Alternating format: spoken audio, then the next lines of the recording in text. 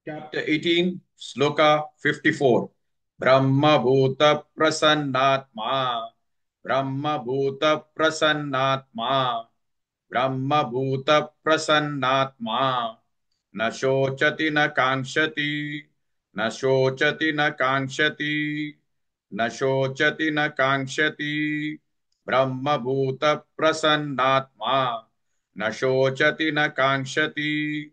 ब्रह्मभूत प्रसन्नात्मा न शोचति न कांक्षति ब्रह्मभूत प्रसन्नात्मा न शोचति न कांक्षति ब्रह्मभूत प्रसन्नात्मा न शोचति न कांक्षति ब्रह्मभूत प्रसन्नात्मा न शोचति न कांक्षति समः सर्वेषु भूतेषु समः सर्वेषु भूतेषु समः सर्वेषु भूतेषु मद्भक्तिं लभते पराम् मद्भक्तिं लभते पराम् मद्भक्तिं लभते पराम् समः सर्वेषु भूतेषु मद्भक्तिं लभते पराम् समः सर्वेषु भूतेषु मद्भक्तिं लभते पराम्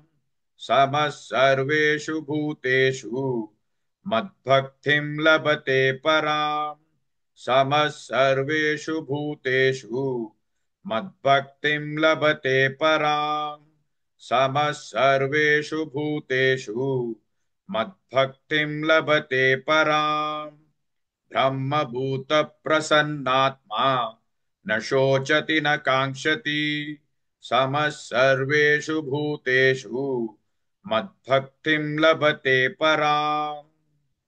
Please like and share this video because you could be instrumental in helping someone around the world recite the Srimad Bhagavad Gita, thereby helping them to have a life of unending opulence, victory and prosperity. This is mentioned in chapter 18, Sloka 78.